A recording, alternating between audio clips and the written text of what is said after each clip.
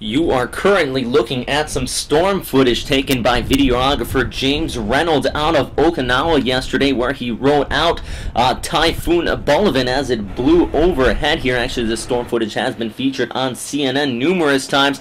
He has been gracious enough to let us use it here on the video update today.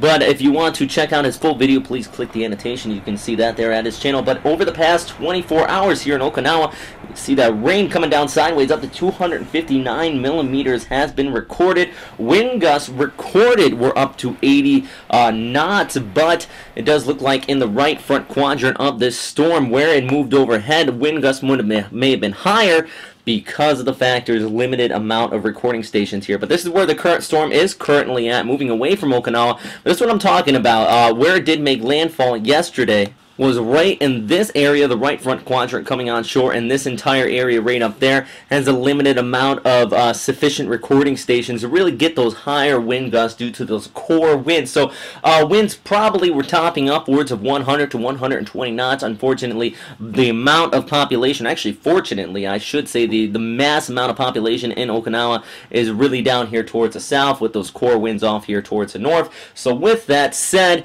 it does look like most of the damage across the island has remained superficial, and trees going down.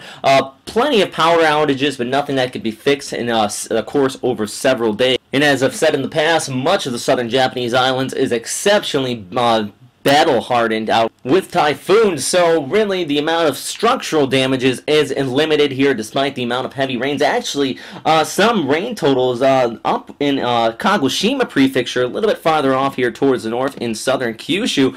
In 1 hour, you saw some totals upwards of 158 millimeters, and also the max amount of rainfall was recorded in 323 millimeters in Kagoshima, and the max wind gust officially of the day, but like I was just explaining, it might have been higher down there in northern Okinawa. But the max wind gust officially of yesterday was 85 knots in Kagoshima as well. Really mainly due to these outer rain bands pushing on shore. You have some of those severe thunderstorm activities that roll with that, and then even the threat of tornadic activity. With that said, that's still going to be a threat throughout the remainder of your Monday. See these bands wrapping around the storm, pulling that warm water out of the East China Sea, pushing it across the southern Japanese islands. I do know that the military bases down here are in T1 recovery, which means the winds have died down, but it's still there is a severe weather threat, and plus you have plenty of power lines that may be down in the middle of the road, so you don't want to be venturing out just yet, because the severe weather is going to also continue to rumble across much of these islands throughout the remainder of your day. Before Bolaven here gets a move on, eventually moving off there towards the Yellow Sea, and then in towards the Koreas, going into the 28th, into the 29th,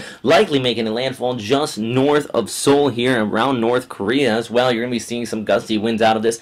Good news, it is expected to weaken, yet at this time will be becoming more of an extratropical type system, so the wind field likely will be expanding. So that means even as far west as the eastern portions of China, across much of South Korea, the wind field really is going to be kicking up these tropical storm force winds or higher across here, plus 100 to 200 millimeters of rainfall very well can be expected.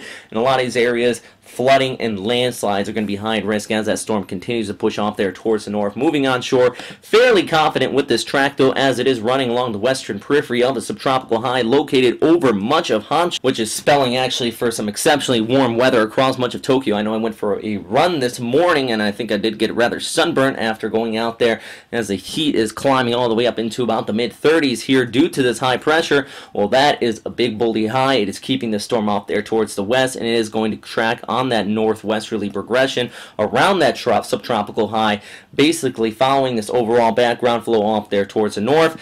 Then you have Typhoon Tembin down here towards the south. That is going to be following in behind the storm, likely tracking off there towards the north as well. Going to be moving over Taiwan, though, and that's where the major threat of flooding is going to be there into the coming days, because Taiwan is already rain-soaked here as the first landfall from Tembin earlier last week. And then as this storm starts to push off there towards the north, again, it is going to be hitting these mountains. With that said, though, it is going to decrease in intensity rapidly after hitting those mountains. A lot of this energy is actually being sucked into Bolaven, the monster storm off here towards the north. Tembin all the way down here towards the southwest, just towards the southeast of Hong Kong. Not a very significant and threatening storm at this time. The rainfall is going to be the major factor here. I wouldn't even be surprised if we've seen upwards of 400 to 500 millimeters in some of these mountainous locations after it moves on shore.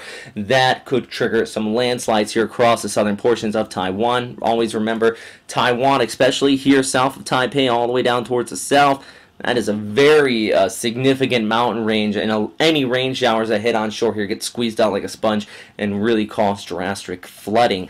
And then as that storm kind of tracks off there towards the north, though, following behind Bolaven, it will continue to weaken. I don't really see much of a threat towards the southern Japanese islands with this at all. You might see some cloudy skies, maybe a drizzle or two, but nothing compared to the weather maker of Bolaven here after that blew overhead. But here's Tembin's track. It has been a rather erratic storm here, moving just across the southern portions of Taiwan, stalling out towards the south of Hong Kong, now tracking back off there towards the east, following in behind Bolaven, moving across the southern portions of Taiwan, and then eventually off there towards the north. I would not be surprised if a lot of that rain shower once again rained out over the mountainous terrain there. And then once it gets out there towards the East China Sea, eventually weakening out here according towards the Japan Meteorological Agency, the official agency out here in the Western Pacific. And for your extended range, here's a look at the GFS model outlook based on Finmock's model platform here. You can see that storm moving up there towards the northwest. Bolaven, Tembin moving in behind it, eventually weakening out after it moves over Taiwan. But the big thing here is Bolaven hitting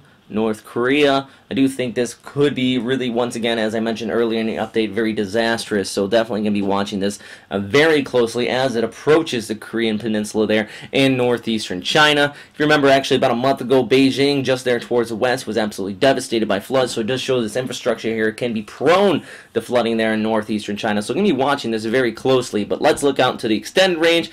Nothing too significant on the horizon, at least at this time. But once again, always remember, this is the Western Pacific.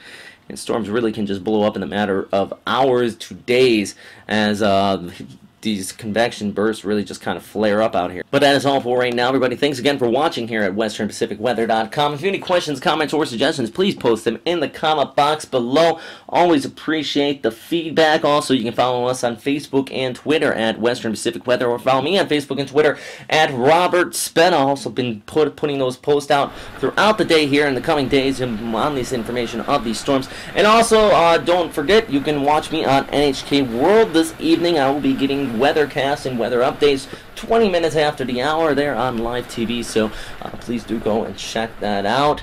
Not just here for the Western Pacific and Eastern Asia, but also worldwide, and we continue to put those updates out as well. So once again, though, please stay safe out there. Have a great day.